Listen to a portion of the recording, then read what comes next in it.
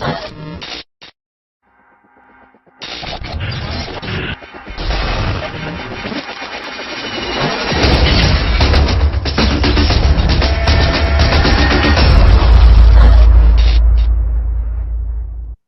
everybody. Welcome to another episode of Global Comic Safari. With me, as always, is Matt Roybal, Define999 on IG, and I am Jon Z of the Tales from the FlipSide podcast, Comics Are the Norm at Instagram. Welcome, and we're excited to be here.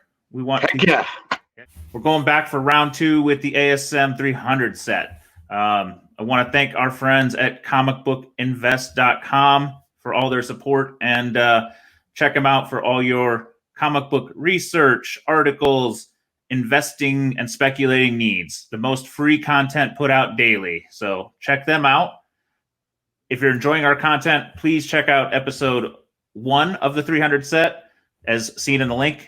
And please like and subscribe, share to others, and tell us what you want to see more of. If you've got a set you want to see us do some research on, please shoot it in the comments. So thank you, guys. All right, so this is the set we showed before. We only hit on the first half of these books. I know Matt has been working diligently with a couple guys behind the scene to help us out on this one. Sure have. Now, I mentioned a big, huge group of guys on the first show. I'm not going to go and do all their names again, but I had to get some help for this show from another guy. His name's Tony Pomilla. He's kind of a legend in the group. He's been doing it quite a long time. I've known Tony for years, and Tony was one of the first guys building this 300 set. There were kind of 4 original guys building this 300 set. Hector Banda, who I call the Patron lovingly, Liam Sturgis, Tony Pomilla, and me. We were the four first guys that started building this set, but I had to get some help from Tony, and I'd like to thank Tony for that. He gave me some interior shots, and we couldn't do this show without help from the community, John. We got to have it. There's no one human being can have all this information in their head. It's impossible. No, and I'm just the pretty face. I have so little of the information in my head, it's embarrassing. So thanks to all of you guys that are helping us out on a weekly basis. You're here for good looks. You're here to turn everyone on, right, John? Yeah. And if you don't know where to connect with some of these foreign comic collectors, go to Facebook and hit the Foreign Comic Collecting Magazine official group. In there, you will find all kinds of these guys we mentioned, and join the conversation. We'll put the link in the bio. Yeah, join the group. Go in there. Really wonderful group. Everyone's real accepting. My opinion, of course, I'm biased, but I think it's the best comic Facebook group on Facebook. Foreign Comic Collector Magazine official group. Find us. All right. So with that, we're going to jump back into this set. Oh, yeah. First on the hit list, Sweden, Spindelmannen 4, 1991, published by Satellite Förlaget in April of 1991. The interiors include the classic 300 story, as well as 2 features from the Amazing Spider-Man Annual 23, Spider-Man's Uncanny Spider Sense, and Spider-Man's Top 30 Villain Countdown. So you get a nice little group in there.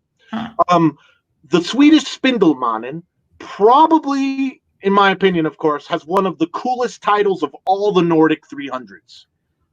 I mean, it's super sweet. Look at that kind of white mixed in with the green. It's contrasty. It's got a neat white spider logo. Look at that little spider logo on there. That's awesome. This is one of my favorites.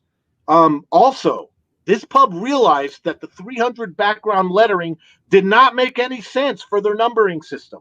So unlike the first show, where we had some foreign publishers that were still using the 300 lettering, even though it made no sense for the foreign readers, we're now in this second part going into this other reality where the 300 doesn't exist. This pub realized that lettering made no sense. So what did they replace it with? Venom rules here, and his name is faded into white in the background. This design change is wonderful. Why do you think they used Venom versus the Nordic word? That I'm not so sure about. I mean, I guess they would have had to change the art every language then. They would have, and Potentially that would have been a pain in the butt. And you'll see that this background is one that's borrowed by all the Nordic countries. So, this is one of those things where I've talked to some of the Nordic collectors, and they think that basically they got the artwork, they figured out a solution to it, and then they just shared it. So it changed, titles changed, and a lot of that stuff changed. We've said before that the Nordics tend to kind of publish together, yes, and it's because of the way the publisher worked. CMIC, Satellite Forlaget, Interpresi. I think they're all kind of subsidiaries of a larger group, of the larger big company, that was publishing them. So I think that's why you see all the Nordic countries being like very similar to each other. But what throws a kind of wrench in that is some other issues that we'll get down, and we'll talk about that. But this book is, I love that title. Do you like that title, John? What does it? Yeah, it just I don't know why it does stick out a little as one of the better ones. I don't exactly get it, but it does. I think it's because of the contrast, maybe. I don't know. It's got the cool printed vibe. It's a neat one. Okay, so there's another thing about this book, okay? Also of note, there's a very peculiar trait of these books that has to be considered. There was a publishing snafu that severely affected the condition of some Swedish 300s. The publisher, Satellite Forlaget, would send their comics in a bag to subscribers in the country, right? So if you're a Swedish kid, you would get your comics in a bag, okay? Now, these bags had subscription stickers placed on them, so they needed to be placed on there for the mailman to deal with it. Unfortunately, the month that the Swedish 300 came out, the publisher had run out of mailing bags for a significant amount of Spidey subscribers. The very next month, the problem was fixed, and all the subscribers' books started coming in bags again. But that is a problem. Why is that a problem, John? Well, a lot of them out there have address stickers, mailing stickers. They have mailing stickers on the back. How shitty is that? You could have this beautiful book, and the mailing stickers, it's not like they're a price sticker. They're big. They take up a lot of real estate on the back. Now, how do we know this? We know this because our friend Bjorn had sent a letter to the publisher asking why they did such a shitty job mailing the books that month. A letter was written back explaining how the vendor that supplied the bags had run out. See that letter right there? Believe it or not, Bjorn, our friend in Sweden, saved his letter he got back from the publisher. Isn't that a trip? Okay, so the letter was written back to them explaining how the vendor had ran out of bags. So some unlucky kids got their 300s with stickers on the back. Now, not all of them. I think they just ran out of a certain amount. So there were some kids in Sweden that got a bag, but somehow during that month they just ran out right in the middle of their mailing. So that sucks for those kids that got them with the stickers. Now, Bjorn saving that letter is super cool. I think that's comic history right there, and it makes it important because if you're hunting this Swedish 300, you better ask if there's a sticker on the back to whoever the seller is. Because these books are put into bags and boards. You might not know. Does that mean a premium needs to be paid for a Swedish 300 without a sticker? I think Probably. So. Only makes sense, right? Yes, absolutely. So that's kind of a cool little tidbit, little nugget of Swedish comic history right there. Thank you, Bjorn, for saving that letter. That's amazing. All right. Hopping on to the next one here, we got Poland. With the traditional name of the Amazing Spider-Man. That tripped me out the first time I saw it. Poland, The Amazing Spider-Man number 4, 1991, published by T.M. CMIC in April of 1991. This issue is full color and contains the full 300 classic story. And that's it. I believe that's the only story that's in that one. But let's talk about the design choices of this book.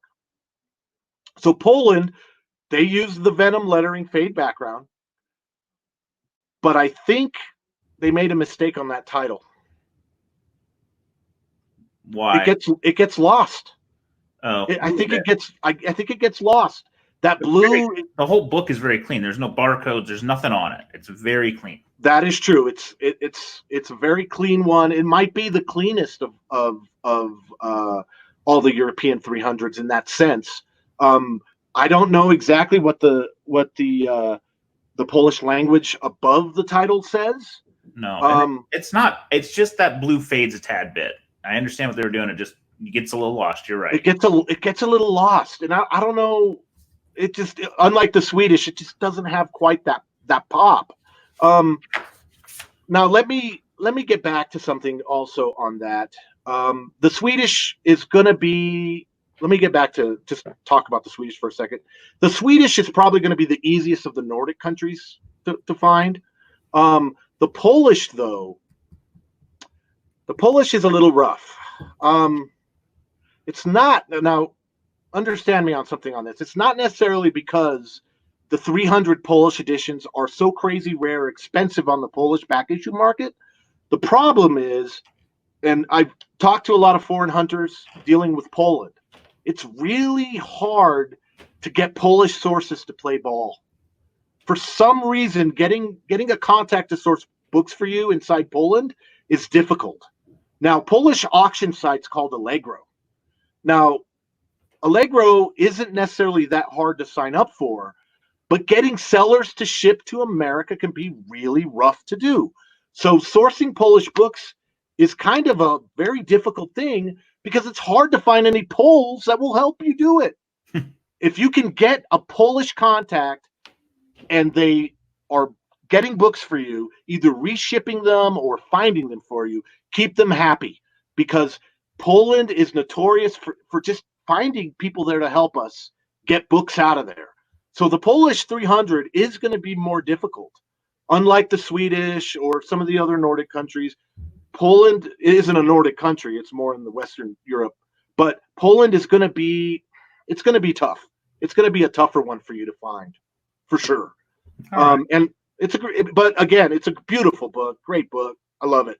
Yeah, it is. It is nice. They're all nice. They all have the same kind of vibe. And yeah, totally. Next one here, Finland. Finland. I bet that was a hard one for you to type. I copied and pasted that bad boy. I couldn't attempt it. I'm not even going to pronounce it. I'm going to let you do that one. I don't know. I'm going to call it Hamakamis, is what I like to call it. Hamakamis 4, 1991. Notice these were also in 1991, right? Yeah. So remember what we were talking about before about, you know, how the overarching publisher kind of shared amongst the countries? This was published by CMYK in April of 1991. Interiors include the classic 300th story, as well as the two features from the Amazing Spider-Man Annual 23, Spider-Man's Uncanny Spider-Sense, and Spider-Man Top 30 Villain Countdown, again, like the Swedish. The Finnish 300 is extremely cool with that long and neat title. Yeah. I mean, it's beautiful. I love that title. I don't know what it is about it, but I love it. Yes. And nice also, little, you know, the corner box thing there, the green. The corner box and the corner. This is why I like Finnish Marvels too. They can be figured out really easily of a lot of the different foreigns, because if you have some Finnish books in a stack, you can pick them out. Because, I mean, I could be wrong on this, but 99% of the time, I think all the Finnish Marvels have that little corner box. I think they might change the color, but it always is going to say Marvel up in that little top left corner. So it's kind of a neat trade dress for them to have. And I want to bring up something else. Okay, now let's pay attention to the classic McFarlane artwork. If you notice on that 300, you'll notice that the sky is a really deep blue, right? Yeah. If you go back to the American 300, you'll notice that the American 300 doesn't have that.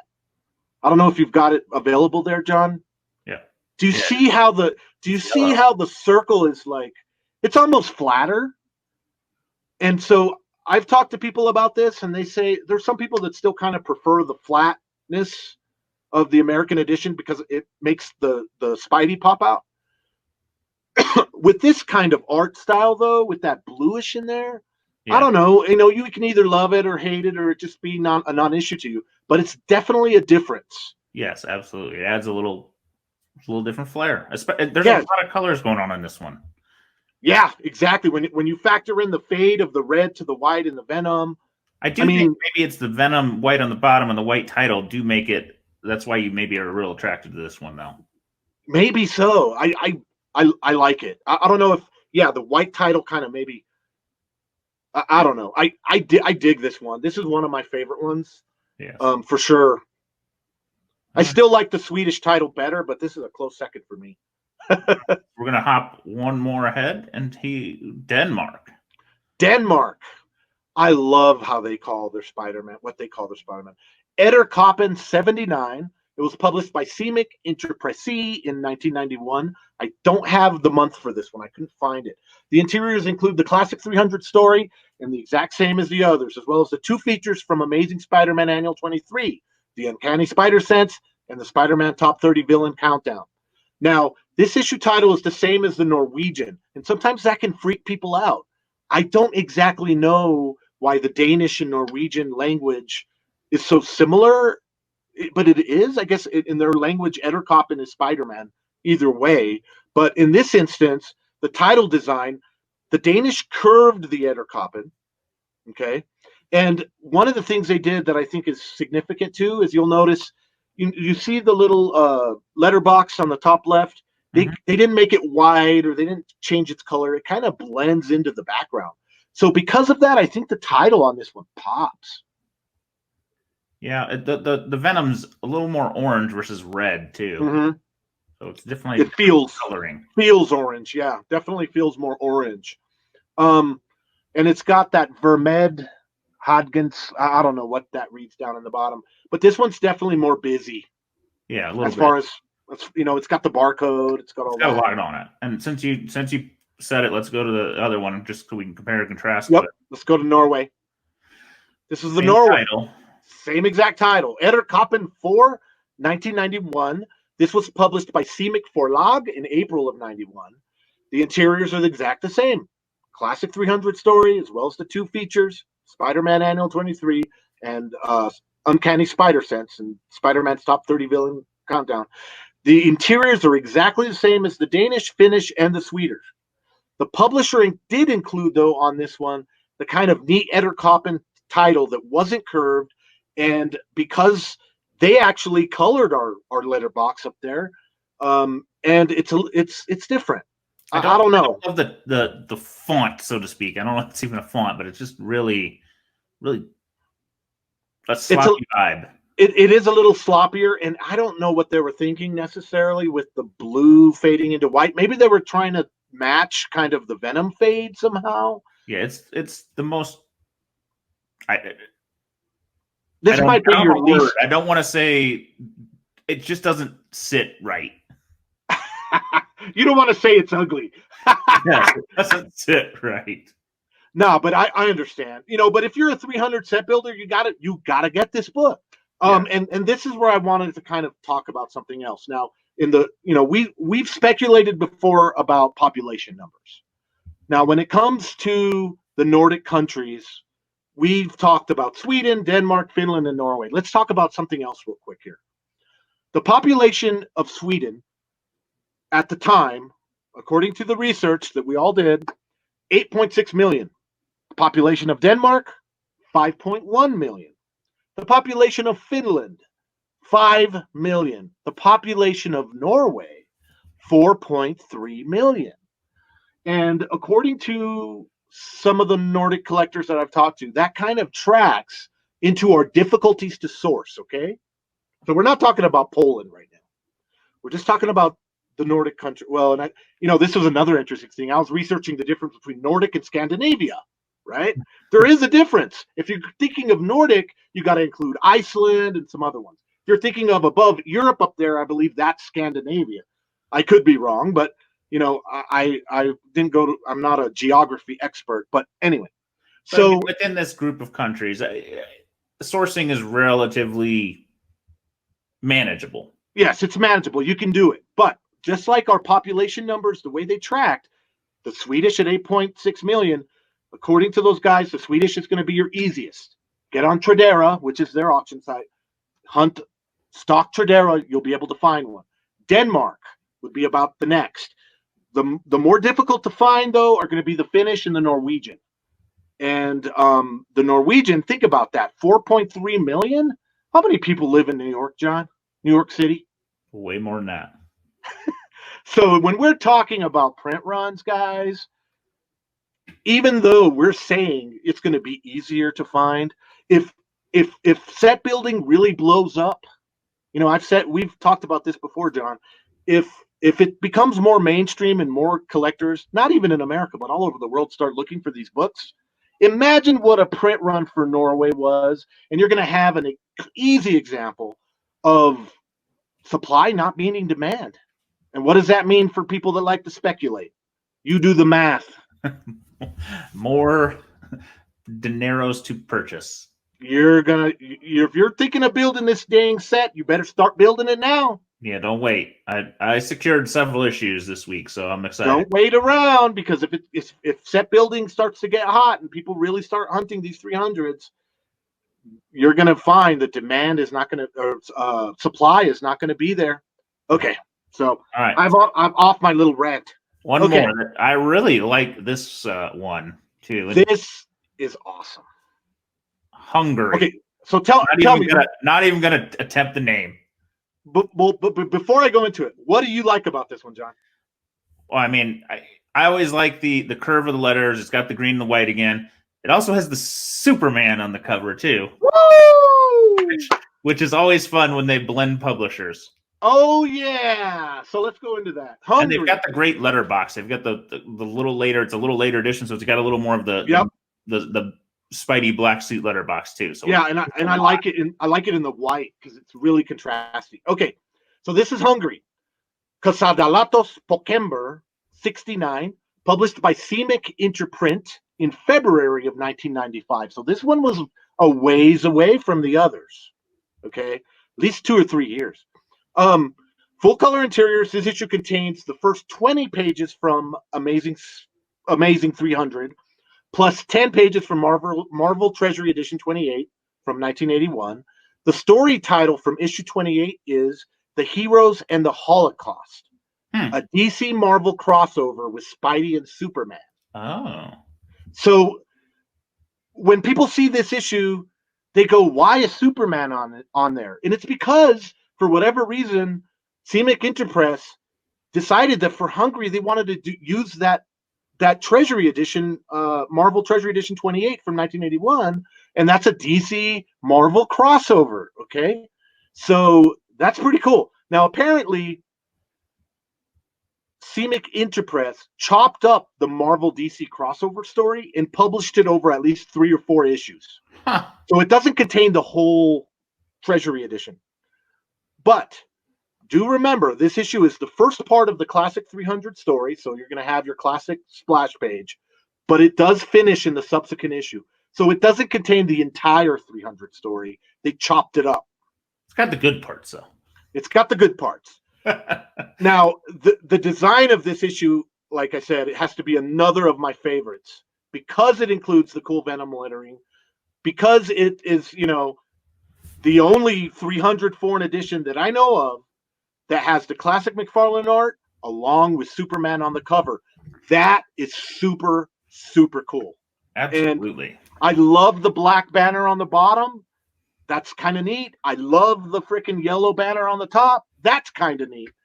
This is a neat one. And the thing about Hungary, I kind of feel like it's the same thing like Poland. It's hard to freaking crack. I don't think that these books are necessarily that expensive on the Hungarian back issue market. I was just talking with a guy out of Hungary, and I think I'm picking up a Spidey 201 for like $60, which is great. It's going to be one of the rarest 201s in my set.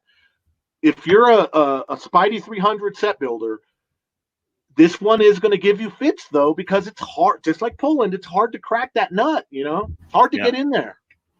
But I love it. I love this issue. Pokembers, they rock, man. All right, so we're going to hop to a slightly newer printing that is still foreign. It's second printing in Spain. Yes. Now, this one is interesting with the blue background, no circle, so it definitely changed it up a lot, but still has that image. They changed it up a lot. And you know what? We did not include this one on our graphic. Because to be honest, I think we forgot about this one. I had Well, it's forgotten really about not the true 300 though. Yeah, it's not, but It you look at almost this, fits. It fits in the other a little bit. You know, it's a cross it's more of between. it's more of an oddity. But if you look at the city is the same Yeah, city that's in the circle. they just clip the circle into a square, but it just doesn't have as many of the elements as all the others. Yeah, that's true. This was kind of hard to classify. This is the second Spanish Spider-Man 2, number 11, published by Forum in October of 2004. So it's definitely a modern. Yeah, much later. Much later. Full color interiors, and they really did an interesting redesign of the 300 artwork. This book contains the Spidey 300, the 301, and the 302. Well, it's a nice way to get the whole story for you. So it gets you the whole story. I still don't own this book. I need one, but I don't hunt this. I hope to land this one eventually. If you're a completist out there, you're going to need to. I think this one's pretty easy. Just go on Todo Coleccion or Spanish eBay, and one will pop up at one point in time, and just pick it up. All right. So you said we're heading into the others, the kind oddities, of different things out there. So here's a cool one. Oh man, Marvel X10 out of Japan. This is a really cool one. What do you think of this one, John? Do you like this? It's interesting. It's got the vibe with the Spider-Man. You know, it's not the 300, it's 301. Yeah. But with the 300 in it, it's an interesting combo. Yeah, definitely. This is the Japanese Marvel X issue 10. It was published by Shogakukan Production. I love saying that.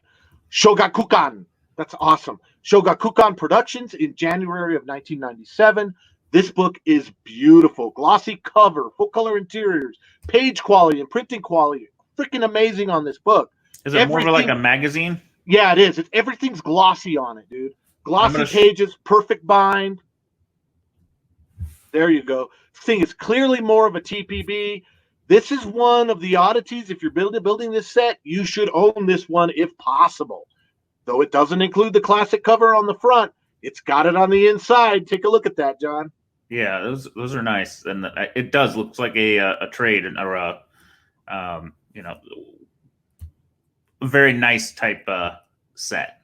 Oh yeah, this is a beautiful. These Marvel X's are beautiful. This is issue 10. I've got like 1 through 6. And they're just the Japanese publisher handled these so well. I mean, they're just beautiful. Like, notice on the 300 there, I think they're just going into the different characters. So you got Eddie Brock, I think, and I don't remember. I don't know who else is on up there. Is that Aunt May or Mary Jane? I don't know. But flash of the story. But they like the way they put them together is just really cool. And this one's kind of a super key book.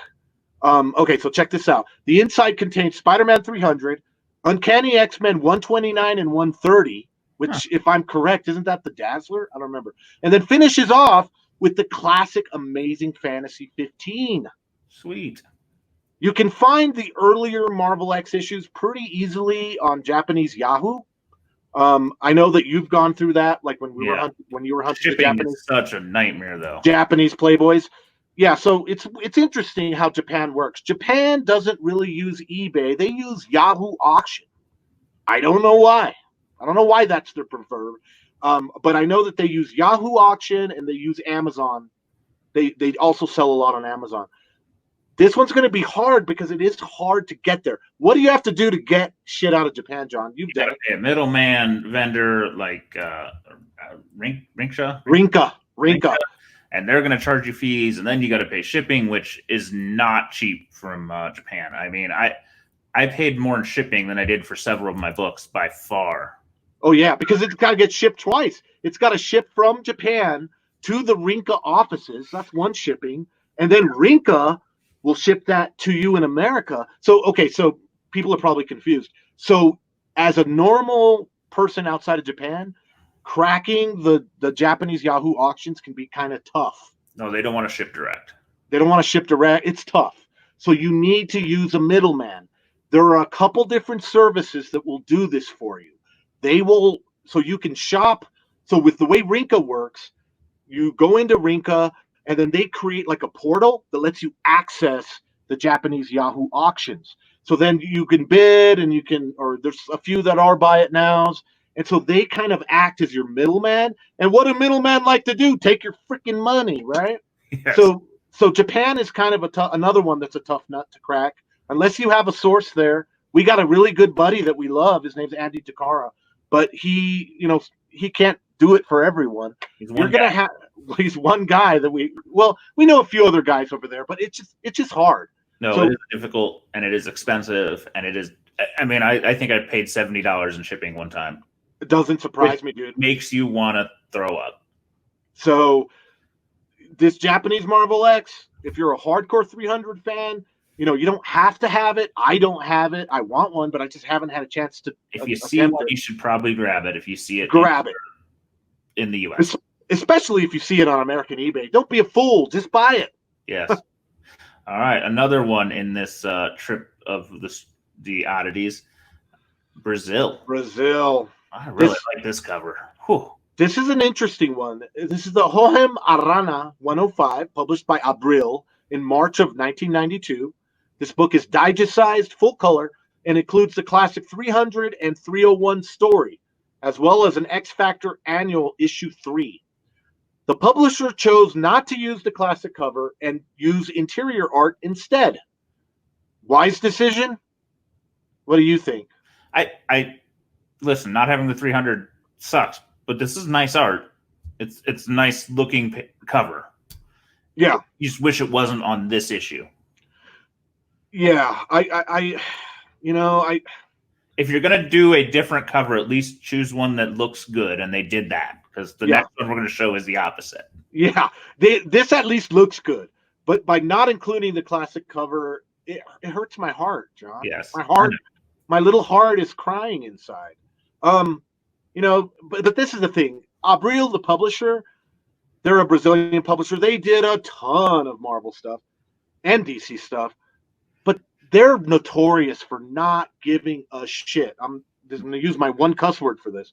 They don't give a shit about using the classic cover, they did all kinds of stuff. They used interior panels for covers. They changed continuity on stories. They took classic covers and altered them. The classic 227 is a good example of that.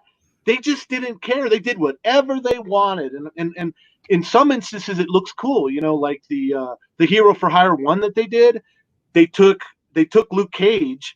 They kept him in his pose, but they completely altered the background and stuff. And so in some instances it looks really great, and in some instances you're like, why did they do that? But this one looks good. The production value looks high. You got a lot of great coloring. It's a great looking cover on its own. Yeah, on its own it is. It doesn't use the 300 artwork though, so pick it up. And this book is going to be easy to find. You can find Abril's from the 90s pretty easily. You'll just have to hunt Mercado, hit up any of the Brazilian guys in Brazil. A lot of them will help people find it. Yep. And then, so here we mentioned one that didn't do a good job. Not at all. Oh, God. What were the Germans thinking? This is the German Die Spien 163. It was published by Condor Verlag in December of 1988. So this was really close. December of 88. This issue is full color. It includes the classic 300 story, but also Marvel Fanfare 34 through 37. The only thing I can think is that the publisher, being that this was still so early in 1988, did not realize how popular the 300 cover would be. Why they picked this art, I think it's a real lesson in how you can mess up a classic, John. Oh, and so why it may look familiar and you can't place it, it's because of this. What? The art is actually from Spectacular 121, and the really weird part of this, they took Jonah Jameson and just made him into like a criminal or something. A henchman. Yeah, look he just looks like a criminal that's got a 4 o'clock shadow. And why did they do that? I don't understand it. And then you have Spider-Man hanging. Beautiful Spectacular Spider-Man covers you could have chosen, and you chose this one. I don't understand it. I don't understand this one. I don't know what Condor Vorlag was doing. And they did just nuts. Little hanging upside down Spidey, and it just is it's troubling. It's confusing, troubling. I mean, pick a name. I mean, I guess, you know, if you're a hardcore, if you would just have to have every 300, pick this up. But for me, I could live without it. From a friend who's like, "Have you seen this?" I'm like, "No." He goes, "I'm gonna send it to you." Yeah, and I was like, "Oh God." Why? Yeah, let's just. You know, this one, you know, if you're a hardcore completionist, do it. You know, there's also some 300. You know, we only have so much time. We're already pushing our time limit. Here's a couple more just to show you. Yeah, these are just more that use the classic cover. But I will say that's Serbian. So that one on the top left is a newer print. Do you know what year they published that, John? I can't remember. 2014, I believe I read.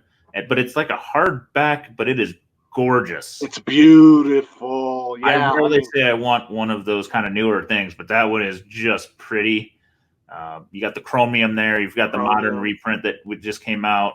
You've got the mini, which was from a DVD, and then a reprinting of the Spanish. Is that what we got there? Yeah, the El Asombroso, I think, is the Spanish, and then you have the Mexican foil there. The Mexican foil is nice. I've not seen that in person. Yeah, the Mexican foil is pretty cool. These are just more recent printings of the 300. A completionist, you're going to want to pick them up. Well, if you get into homages, you're 300 books. Yeah.